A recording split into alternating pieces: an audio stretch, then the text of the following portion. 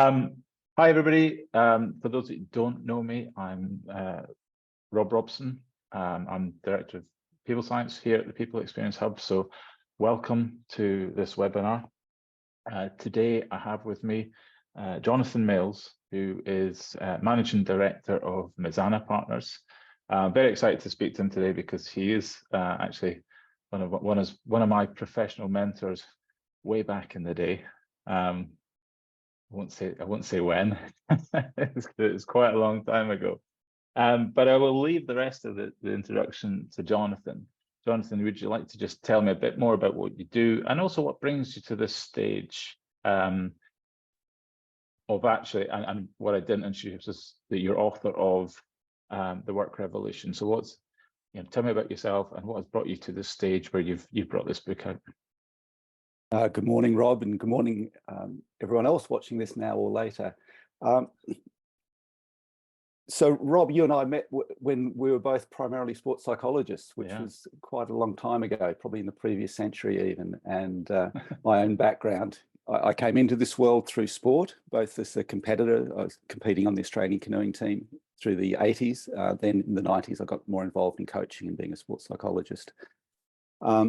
And now most of my work is with business, with teams, with leaders. And I'm really increasingly passionate, I think, about helping people create better conditions at work. And we call that healthy high performance. And so I came to write the book really because, or for a number of things. One is I wanted a companion. I wanted to be able to give something to my coaching clients that captured and recorded and condensed the information and the ideas that I've been finding really useful. And I guess also I've got to the stage in my career where I've been doing this now for a long time. And I felt it was timely to collate what I've learned, both from my own experience and through others. Yeah, brilliant. So the book, The Work Revolution, it's quite a strong title. So why don't you just start with the underlying premise behind that title? Yeah. I guess the thing to remember here is that primarily I'm a psychologist, so I'm used to starting on the inside with people and sort of working from the inside out. But I guess one of the things I've come to realize over the years is that although as individuals we've got lots of agency and we can have some choice, we're all part of a bigger system, and that's inevitable. We're part of an economic, social system. And I guess what I've seen increasingly is that the system that we work in actually doesn't work very well, or it only works well for a very small number of people. And so I guess in some way I wanted to bracket this book by positioning the stuff I've learned about working with individuals and leaders and teams, putting into a bigger context. And the bigger context is a recognition that, as I said, the economic system we work in, it does some things beautifully and it's created a lot of good stuff in the world, but overall it's also creating damage, and it creates an environment which is basically bad for people. I think it's very hard to be at work these days without people getting stressed or anxious or feeling threatened, and that leads to all sorts of unhelpful behavior and difficulty for people.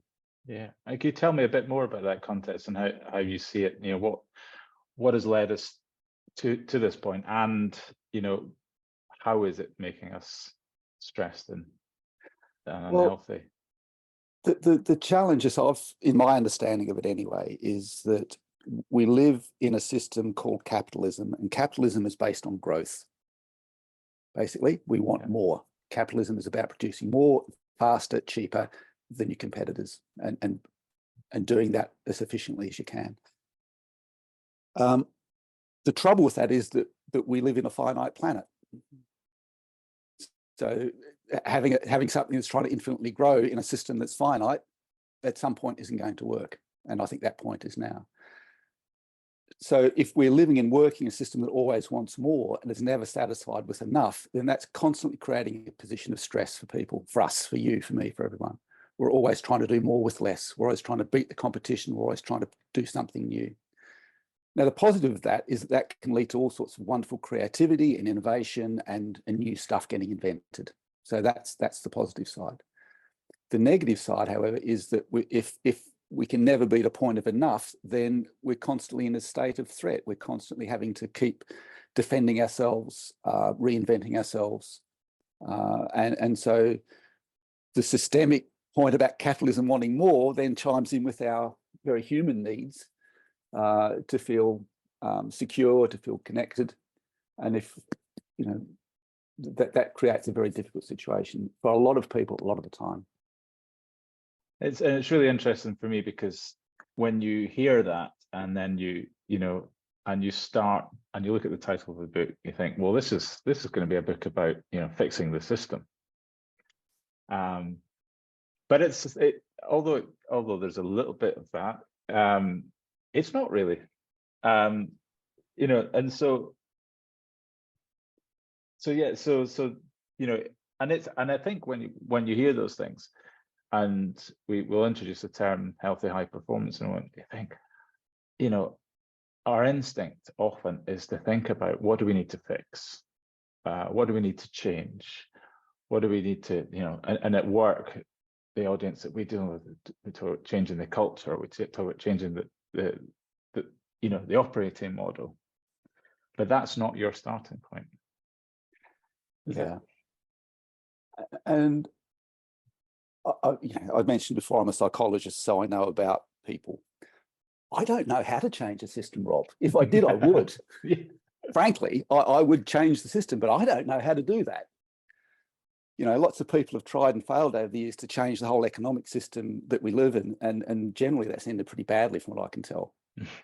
So I'm not sitting here as some sort of big picture, this is how we need to have a revolution in the world.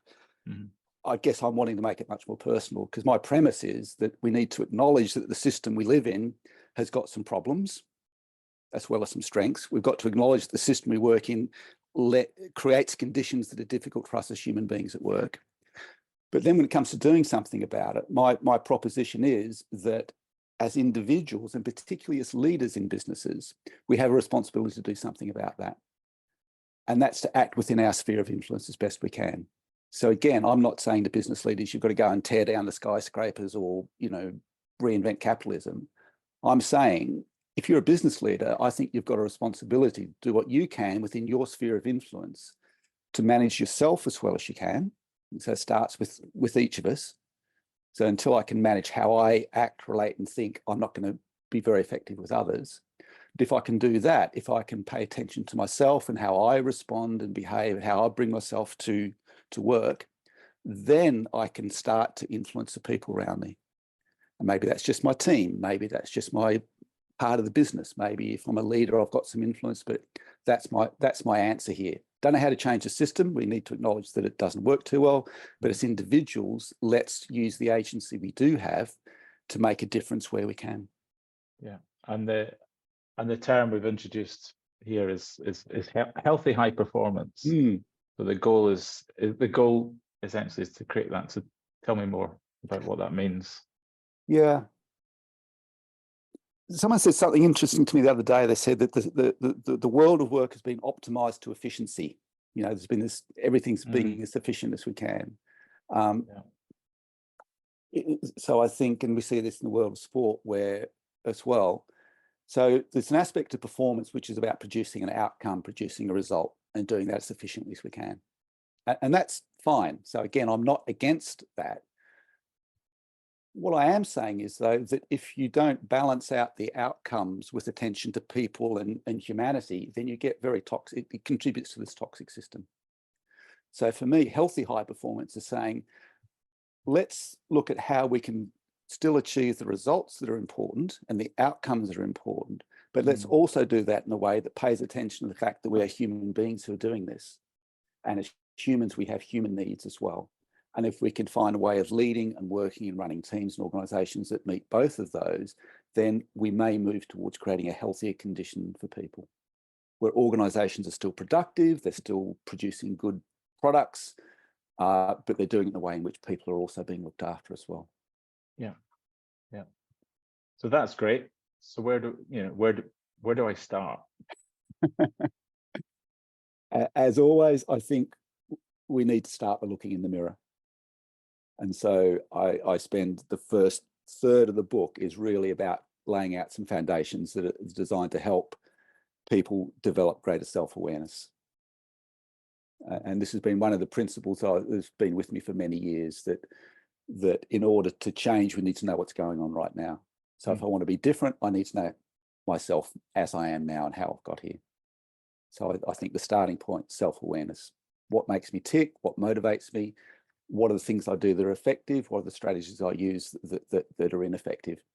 But to be human about that and compassionate to myself, so that can be more, more accepting of who I am, because that then allows change to happen. And that sometimes means going quite deep, doesn't it? When you see that in some of the examples of in your book, and starting, perhaps in, what's the word I'm looking for? Dealing with or understanding some patterns that go right back, and you do go back to sort of childhood and all that sort of stuff, don't you? Yeah, and I'm sort of unapologetic about that. I know I've been in situations in workshops and things, and people say, "Oh, you can't do that. That's dangerous," or that's unethical. And I think it needs to be done carefully. But again, I come back to this point about responsibility. And my position, I think, is that if you're a leader in an organization, you've got some authority or some influence over other human beings, you've got a responsibility to be the best human being you can be. And if you don't do that, that's unethical. That's dangerous. That's wrong. Yeah. And so from that position, I guess I'm encouraging people to do some of the hard work and to look within. Yeah. And sometimes what we find within, or when we look back, some of that isn't pretty. Some of it's been difficult. I really get that. And I'm not saying that this is about everyone going on years of psychotherapy, although that might be a good thing to do. What I am saying is that if we don't acknowledge our history, then we're going to be trapped by it. Yeah. And it is fundamentally about understanding that, so that you understand where you are now, isn't it? Exactly. If it's not about the past for the past's sake, but it's understanding what's happened in my past influences how I behave and how I feel right now today. Because if I can understand that, that's the first point in doing something different today and in the future. If I'm blind to the past, or I've put it in a box and locked it up, then I'm captive to that, and that past will control me. And again, my proposition is, in some situations, that's fine. If you want to keep your past locked up because it's difficult, that's your choice. But if you're a leader and you have a responsibility and influence over other human beings, my challenge or my proposition is that you owe it to yourself and to the people who you work with to do some work on yourself and to minimize any negative impact that you might be bringing from your own history. Let's talk about your concept then of leadership, because it's not just, you're not a sort of,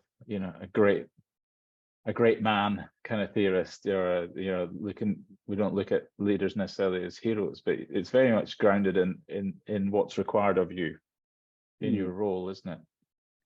Yeah, I think it's what's required of you and what's required of the context.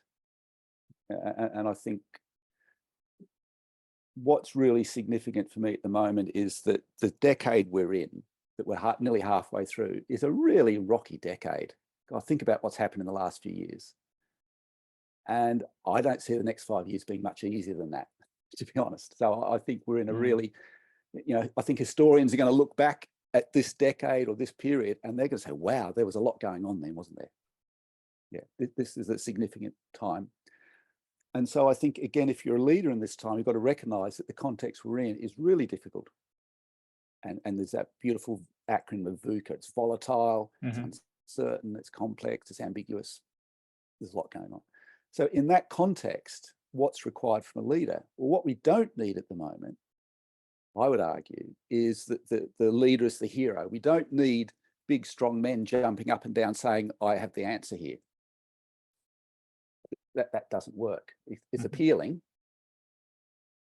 but I think someone read the other day that the principle that for every complex situation there is a very simple solution, which is wrong. Yeah. And having heroic leaders who have the answer is a simple answer that's wrong in our complex world. So what I'm saying is that instead we need to think much more about collaborative leadership, We need to think about different archetypes of leadership. And I talk about 4 particular archetypes, which I think are really significant here. We need the archetype of the hearth holder. And the hearth holder is the leadership approach, the leadership style, which is about keeping things safe, stable, conserving, and anchoring.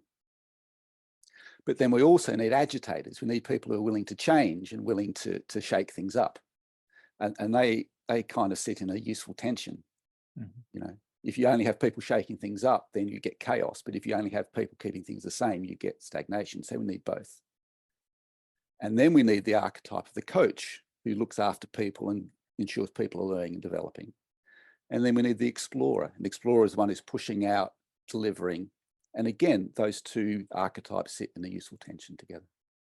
So I guess I'm bringing a more nuanced understanding of leadership that says it's not about the one hero, the one leader that's got all the answers, but it's about tapping into different types of thinking and energy that are going to help us navigate through, you know, a pretty difficult period.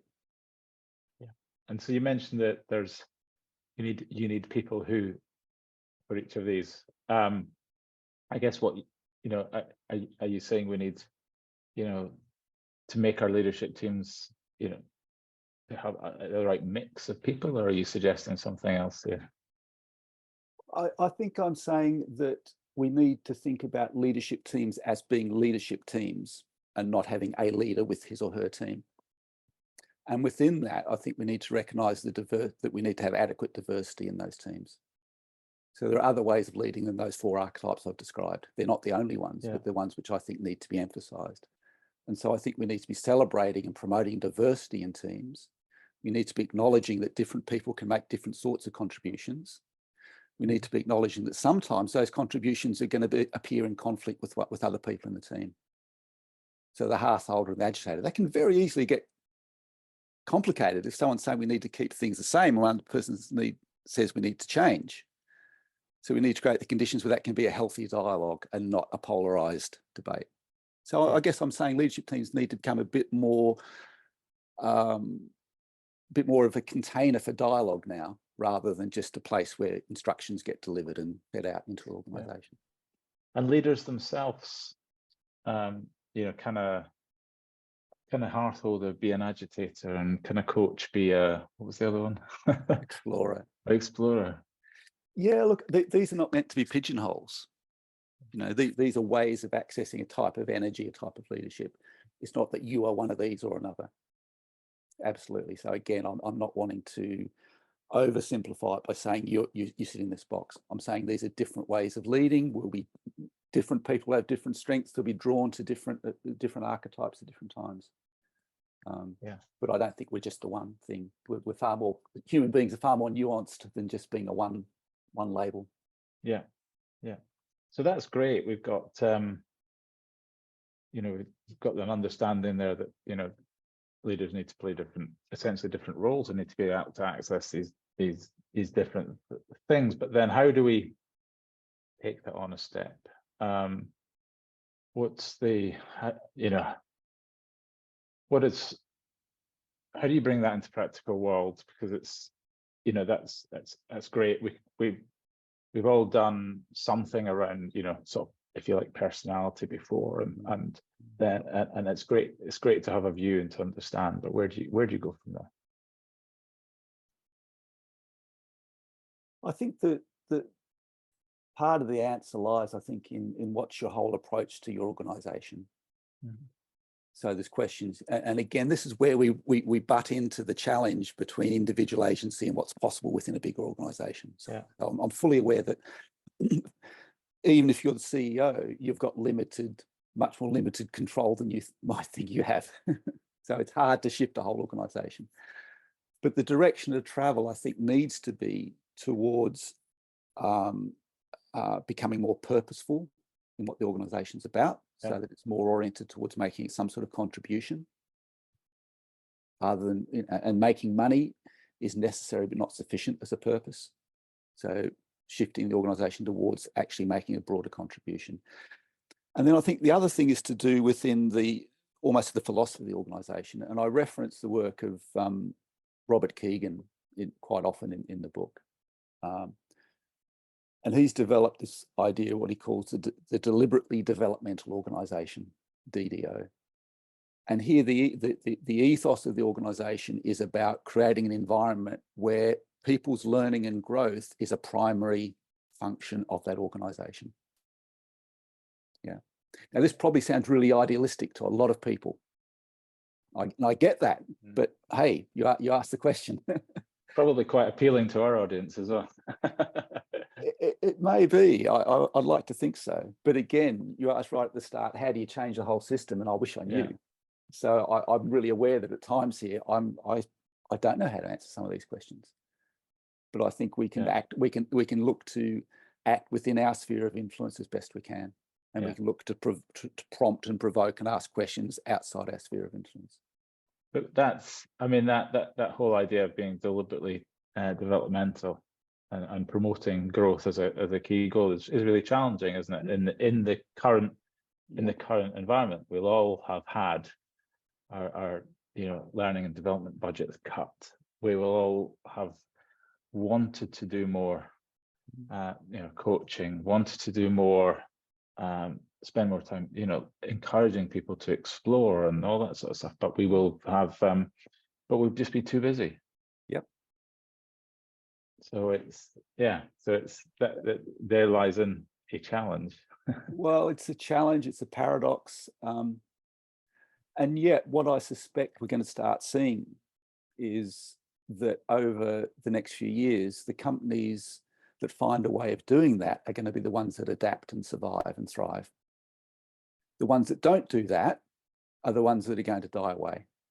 And this is one of the facets of capitalism, if it's in theory anyway, that it's a bit of a survival of the fittest. And the fittest is not the strongest, it's the one who can adapt the fastest. So if any company is trying to say to me, yes, we recognize we need to adapt quickly, but we don't need to invest in our people in order to do that adapting, well, I'll say, fine, good luck with that, mate. So I do think there's going to be a bit of a survival of the most adaptive going on here. So yes, organizations can cut their budgets. They can. The other thing here is this thing about efficiency.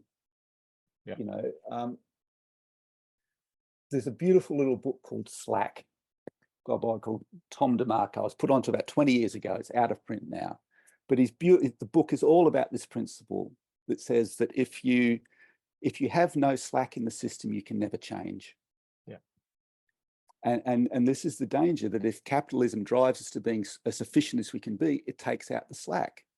Yeah. But in taking out the slack, you take out the capacity to create, to learn, to change. So there's something about the mindset here of not just being developmental in the organization, but actually acknowledging that if your people are committed 100% of the time, they're never going to learn anything. If you're insisting on 100% billable hours, when are they going to get better at what they do? Or when are they going, we need to actually accept that the pursuit of 100% efficiency and 100% profitability is what's got us into this mess. We've got to have a different mind. This is a healthy high performance thing. We've got to be willing to go for enough performance and enough outcome, but build in enough resilience, which might mean that people sometimes are sitting around doing nothing. Terrific. Yeah.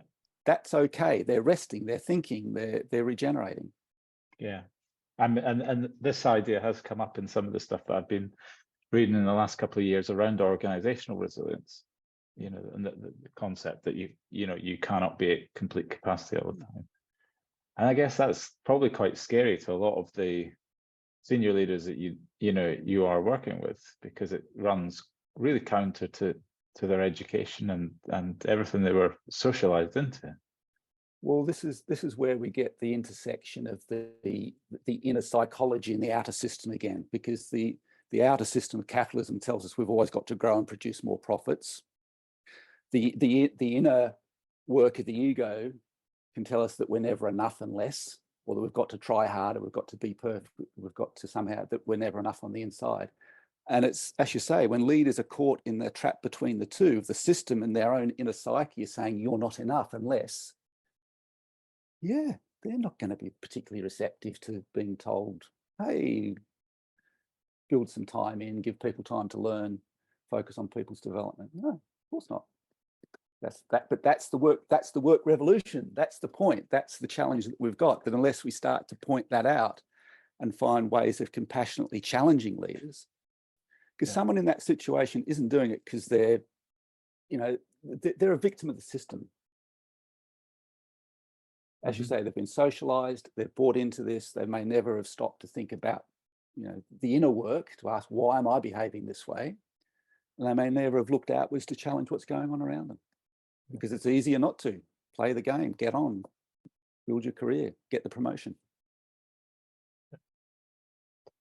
So I'm going to come back to performance, because there are a lot of misconceptions, I think, still about what performance is out there in the business world. We've had the whole debate in sport about, is it about results, or is it about process and all that sort of stuff.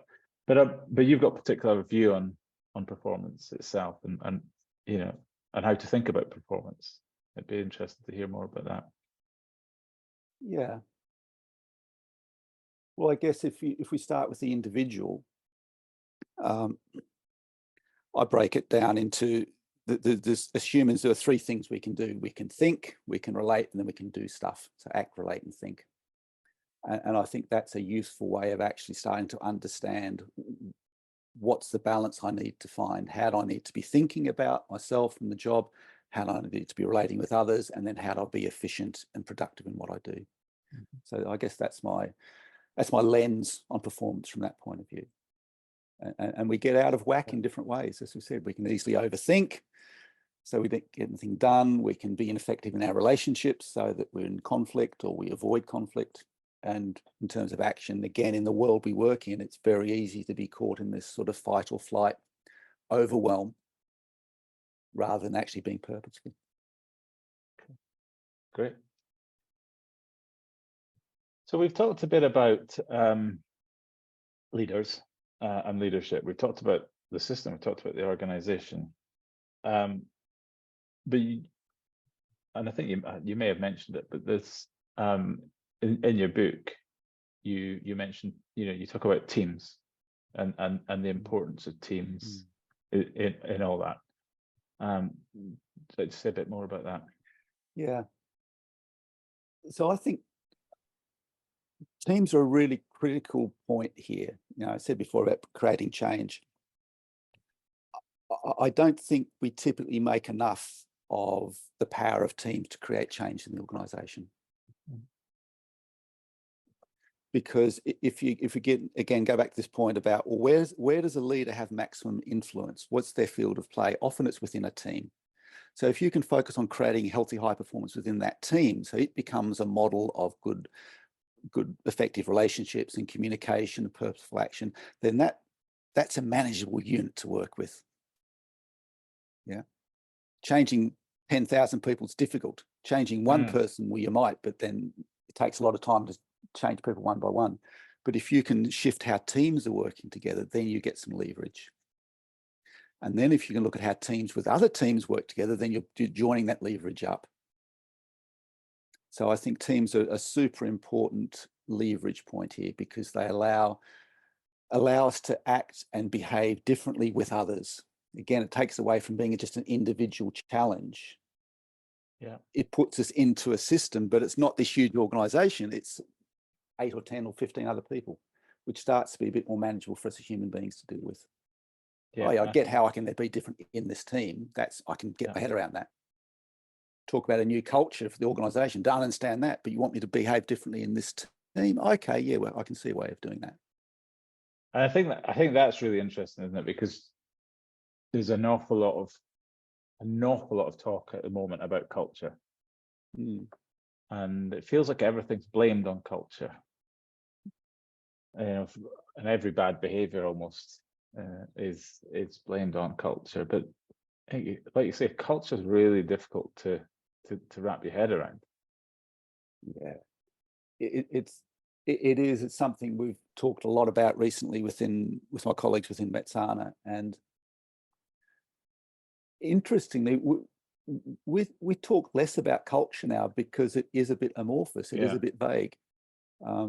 I think it's probably more powerful to talk about what are the specifically leadership behaviors that will impact the culture.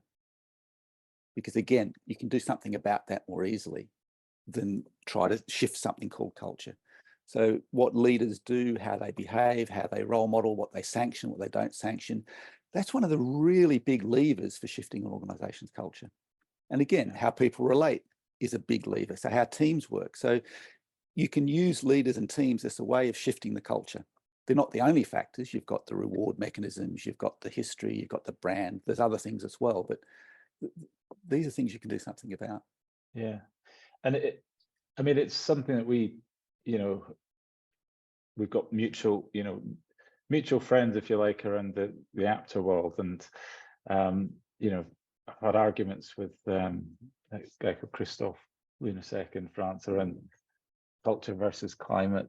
And he's absolutely adamant that forget culture, work on climate. And sometimes you see climate as being described as, almost an inferior version of culture. Maybe it's less highfalutin, in the way that people think about it, but it's accessible. Like what's going on here in this team now is a much more accessible thing, isn't it? Yeah.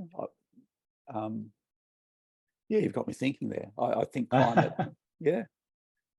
So you're saying that climate is more of the immediate feeling within a team as opposed to some bigger macro level sense of an organization. Yeah. And even I talk with clients about culture because the clients want to talk about culture, and there's no point in having an argument about it. But it's even like Edgar Schein, key thinker on culture, says culture's only a problem insofar as, or culture only matters insofar that you have a problem. Understand the problem, work on the problem, and rather than trying to think about we need to be this or we need to be that, and all that kind of stuff. I'll bring it right back. Let's keep it really simple. How self-aware are your key leaders in the organization? How well are they managing their own state of mind, their own emotions, their own engagement? And that starts with the hard work within. And if you've got enough people who are doing that well enough, I think you'll find that generally the climate or the culture will take care of itself. Yeah. Which is another, maybe another sort of slightly scary thought is because we want to feel like we're talking really here now when we talk about HR leaders, practitioners. I think there's probably a feeling that we should know what that end product looks like. So, I mean, let's bring this back to our audience. We are dealing with we're talking to HR leaders, to people in organizational development, people who are interested in the employee experience, and the ones who in the organization are most likely to be tasked with, least having some responsibility, for making sure some of this sort of stuff happens. Sure. Or they may be the ones who are agitating for a change in the way in which we deal with people. So, what would you say to someone who's sitting there in that HR role? Where should they start with all this stuff? So in best Blue Peter style, I'm going to, this is something I prepared earlier, Rob, because we did talk about preparing for this, but this is, in that role, I think there are 5 things to pay attention to, and we call these the 5 C's. So if you want to have a healthy, high-performing environment or a culture or whatever you want to call it, or climate, then you need to almost use this as a bit of a checklist and assess what's going on now. Clarity, do people really know what good looks like? Do they have clear outcomes that they're working to? Do they understand their role? Control, do people have enough autonomy over their work and what they do? And we know that autonomy is one of those fundamental needs, human needs. So have people got enough of that? Is there sufficient challenge So again, this is leading into the agitator space. You know, if people are bored, then it's not going to be a healthy, high-performing environment. There needs to be enough challenge, enough stimulation, enough stretch. People need some confidence. Again, so I think this ties into the development side, that the people have got the ability to do what they are asked to do. That's my very simple definition of confidence. I believe I can do what I set out to do. What's my evidence for that? And then there needs to be some connection, human connection again. So do people have the ability, and are they supported to connect with each other as human beings, not as job roles? They've got time to meet in person. Do they feel connected to their team? Do they feel connected to their clients? You know, for producing things, again, the bit about purpose here, do I know what I'm doing, and do I have a connection with that? So I think if you're sort of sitting there in your organization saying, well, I don't know what to do, my starting point would say, well, look at this and ask yourself, or ask people in your organization, how well they feel each of these 5 C's are being met. Yeah. And choose the one that's lowest to work on first.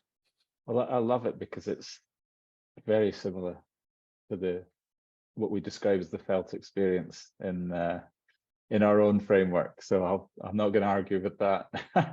But I guess there's a lot of things that could sit behind this. But if you understand, it could be, you know, there are, you know, many ways to skin a cat. So and so if whatever your issue is, if it's autonomy, if it's confidence. I mean, confidence is an interesting one. I know that it's something you could talk about all day with in itself. But yes. Well, I mean, largely the 5 C's are drawn from self-determination theory. Yeah. For any psychologists lurking out there, then you know, this is not scribbled off the back of an envelope, but it comes from quite a few years of research. And it's no surprise that that's why it overlaps significantly with with our felt experience model. So it sounds like go out, do some inquiry. Now, obviously, we're a survey company, but it doesn't have to be a survey at all. You go out, have conversations with people, understand what's going on, how they feel in these. Do they relate to these, to these things? Yeah. And then someone said something very wise to me the other day about creating change. They said, you've got to influence the most influential. And I quite like that. So who are the most influential people in your particular system? And how can you influence them? Yeah. So I think that's a beautiful bit of advice there, which I'm happy to steal and share.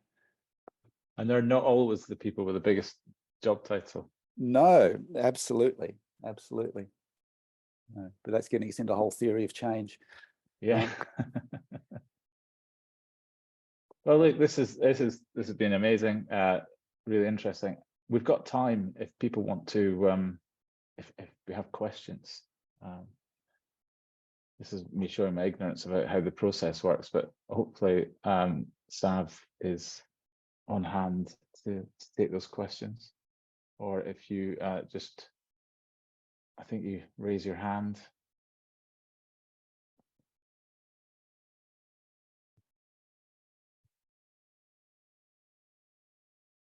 Everyone's sitting there quietly. If people don't have a question, I'd be really interested just to hear any response to what we've said as well. Yeah. I mean, if you're sitting there thinking this is a load of rubbish, then tell me. I'd love to hear it. If you think it's fantastic, tell me. That So it'd be wonderful to hear feedback as well as questions. Comments as well. Yeah. So we've got one here. Yeah. How would your view align with a human-centered leadership? Well, just looking at those 3 words, I imagine it would. I'm not immediately familiar with human-centered leadership, but fundamentally, yeah, it sounds, when you put those 3 words together, that's broadly what you're describing, isn't it? Yeah. I think what I would say about other models and theories is that I don't by any means claim to be the originator of a lot of the stuff. You know, I say in the book, it's equal parts creation and curation. So I've brought together a lot of pre-existing ideas plus some of my own. So I would hope that this maps across to lots of other models and theories and approaches. So what are the best ways to increase self-awareness that's key to better leadership? A really simple way would be to encourage people to give themselves 5 or 10 minutes a day to just do some journaling at the end of the day. Write down what happened today and how do I feel about it. Really simple, pen, paper, book, write it down. And then once a week, go back and read what you've written and see what you notice. Interesting. Any more comments? Any more questions? Well, I'll give. Oh, there we go. Ooh. So there's two come in quickly. So the first one was, how do you influence or upwards manage others to self-reflect? Oh, I'm reminded of that joke about how many social workers does it take to change a light bulb? And the answer is only one, but the light bulb's got to want to change. Charlotte, that's a really tricky question because it obviously it would depend a lot on the dynamics and how much power people have got, how open they are. For a lot of people, a lot of leaders, the way in is through their rationality. So rather than talking about the soft and fuzzy aspects of it, talk about the benefits, talk about the science behind why self-reflection works, give them some evidence for it, find some Harvard Business Reviews or some academic looking papers that show that this isn't soft and fuzzy, this is based on science. And then this all makes absolute sense, but still organizations resist focusing on their people. So it's a similar question, but you might have a slightly different answer. What's the best way that we can influence people to think about this more seriously? Thanks, Elaine. It's a good question again. I guess it's trying to open up conversations where you're encouraging people to think through the consequences. So I mentioned before that I think that the businesses that do pay attention to this will adapt faster and survive. The businesses that don't are going to run into trouble. So I think a line of questioning where you can get people to think about, so if we don't change, what might happen next? And then. So to think through those consequences and hopefully realize that not changing or not developing people is going to lead to problems in the future. Yeah, and we've got something on organizational resilience that I pulled together as well from from some of my reading in the area, and the thing that's nice about that stuff is it talks about the threats to the organization that your leaders will resonate with, but it also then puts it doesn't just talk about the nice warm and sort of fuzzy stuff and just the human side. It talks about financial resilience, it talks about other aspects of organizational resilience, so it puts it into a whole. So that's something that we've got a download on our website, but there's stuff I'm trying to think of the author. There's a really good paper that I read a couple of years ago. It might come to me. But we've certainly got a summary of all that stuff on our site. And so someone was just asking where we can find Jonathan's book and how we can contact you, I guess. Well, you can find the book on Amazon if you don't mind feeding into corporate beast. You can, you can get a copy there. It's published by a company called Spiramus Press. If you look at, I'll put them into the chat. If you look at their website, you can buy a copy direct with them. If my computer works. My keyboard stopped working. If you want to get a copy straight from Spiramus, Google them, and you'll very happily be able to buy a copy. And how could people reach out to you, Jonathan? If you look at our company website, it's Metsana Partners. Again, if you put that into a web browser, not naming any names. Yeah, I'd love to hear from it's right there behind you as well. Yeah, well, there you go. And obviously you're on LinkedIn as well. Yeah, on LinkedIn as well. And we do a lot of work with teams, with leaders. And applying all the principles we've talked about here. Yeah. And yeah, I said the theme is about helping people thrive at work. That's what we really want to be focusing on now. Brilliant. Well, look, thanks again, Jonathan. It's been fascinating, really interesting. I hope that everybody's enjoyed it as much as I have. And thank you to everybody who's taken the time out today and joined us. Thanks for joining us. Cheers. Thank you for coming along. Bye-bye. Okay. Bye-bye.